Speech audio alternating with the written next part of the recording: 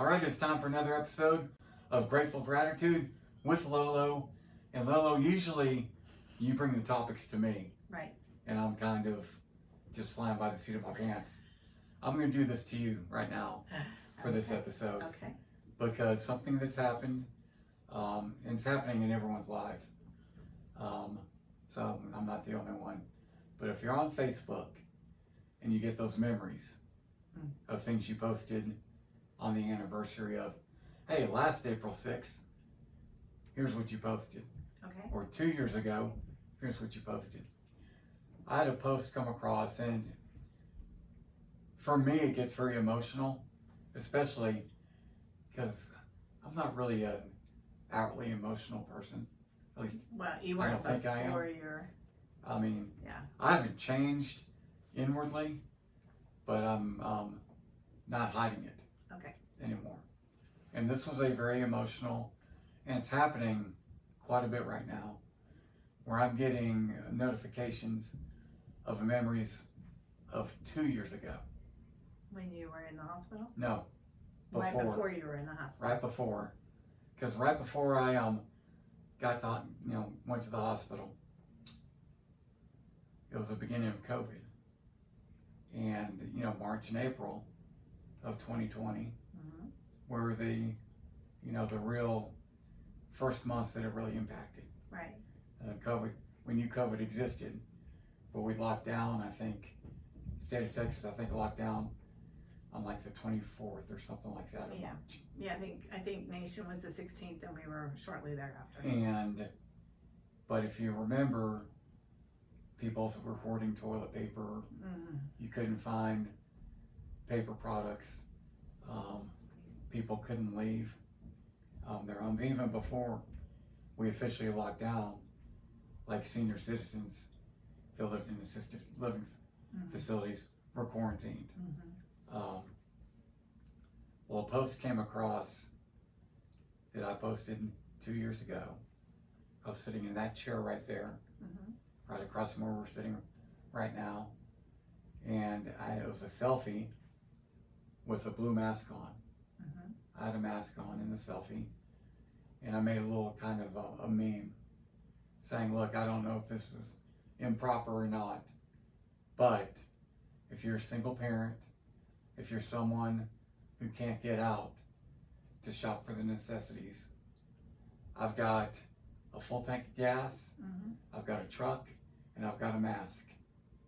Feel free to reach out to me. More than happy to help any way I can. And when that memory came across the other day, it really impacted me, because I haven't changed one bit. Right now, the things I can do have changed physically, but I'm still more than willing to help people that I don't even know. Even more I should say more likely to help people I don't know. But I understand people need help. I reposted that memory and added, and this is your influence on me.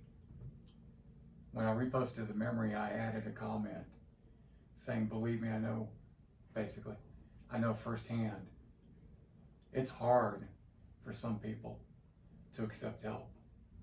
And I was that person. I would not let anyone, I didn't need help. Why would I need help? And quite frankly, I didn't need any help, but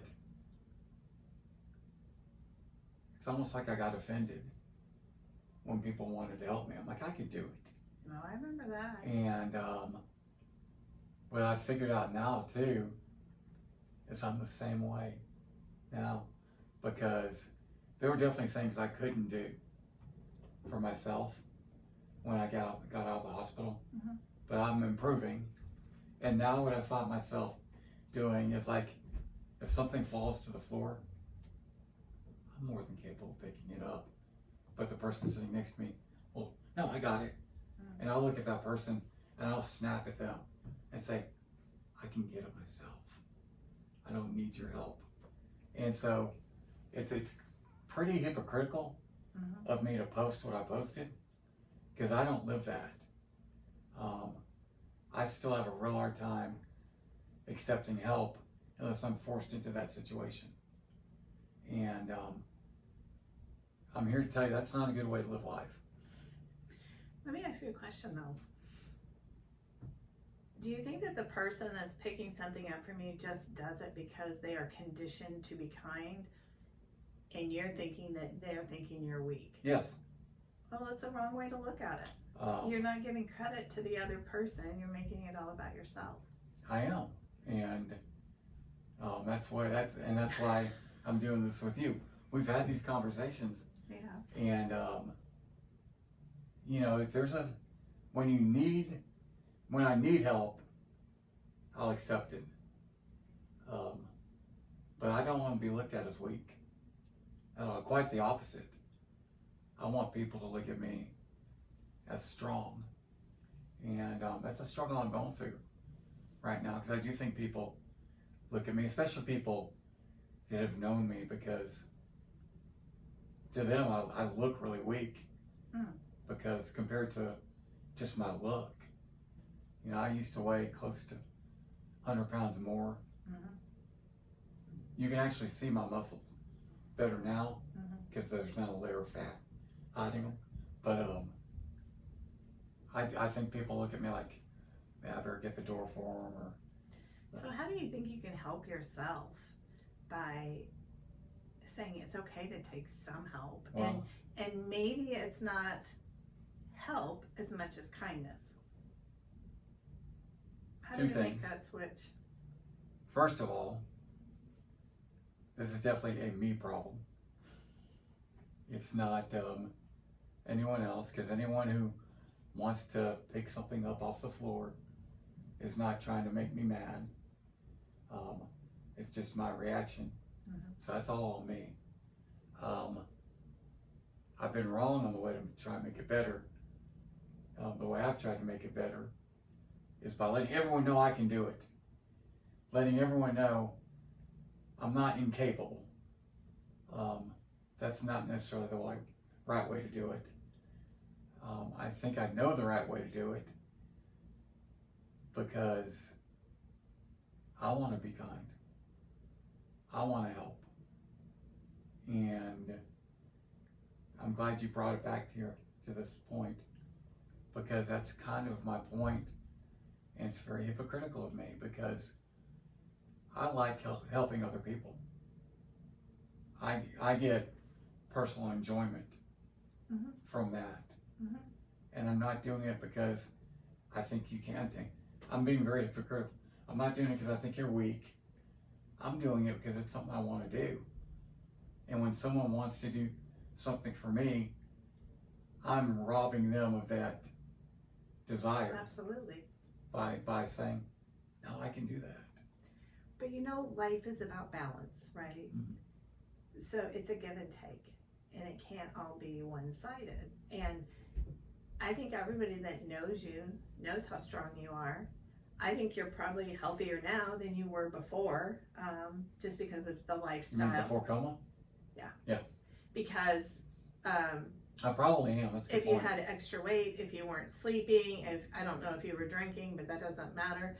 But I know you weren't getting a lot of sleep because you were outgoing and you had the fear of missing out, which you talked about. I still have. But I think if you can just balance that a little bit. Oh, even if you have an issue, someone picked up my phone, I'm going to go do two things for someone else. That still keeps you in that power, but you're allowing the other person to be who they are. And let's go back to what we just talked about with purpose. It's not about you. No, it's not. And I know your heart, but I also know that you struggle with this because you struggled with it before. Yeah. And when God took you down, you had nothing except medical teams who were helping you.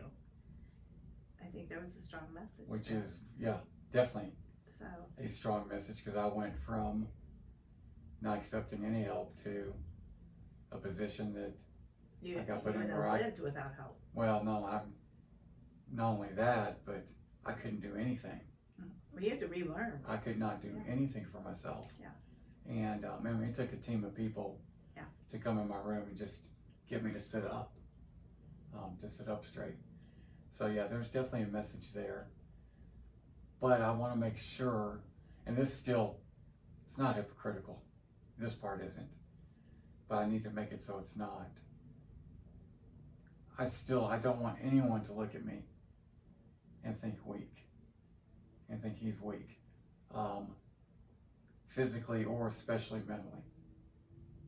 And in a lot of ways, one of my mental weaknesses is, and I think a lot of people are like this, not willing to accept other people helping them. Do you think God thinks you're weak? No, I know God doesn't think I'm weak.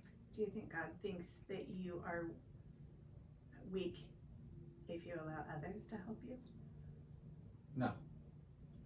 So... I'm fully admitting I'm wrong. No, I know that. I'm just trying to help you to get from point A to point B.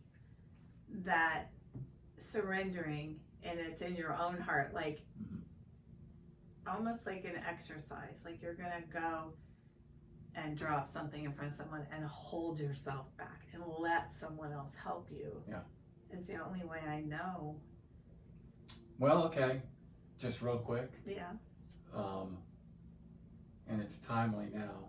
Hopefully you're watching this in 2025 and We're still around. And you've forgotten this happened. But at the Academy Awards a couple weeks ago, Will Smith slapped Chris Rock. And everyone analyzed it. And it's easy to want to analyze that. But one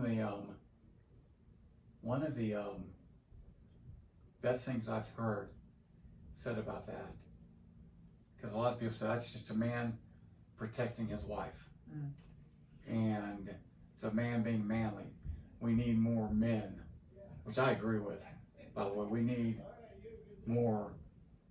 The role of man and woman, I think, has been diluted to the point where it's just too much dilution. That's another topic. A whole nother topic. But someone said, you know what? You know what being a man is? Being a man is having the wherewithal, the patience, and the mental ability not to react like that.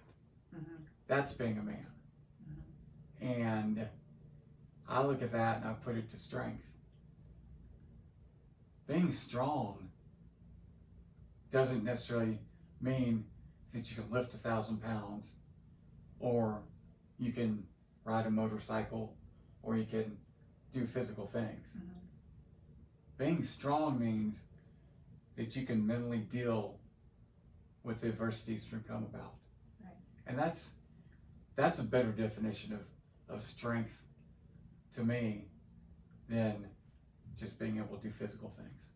Than physical strength. So. But I also look at how Chris Rock handled that. Oh my gosh, that's a man.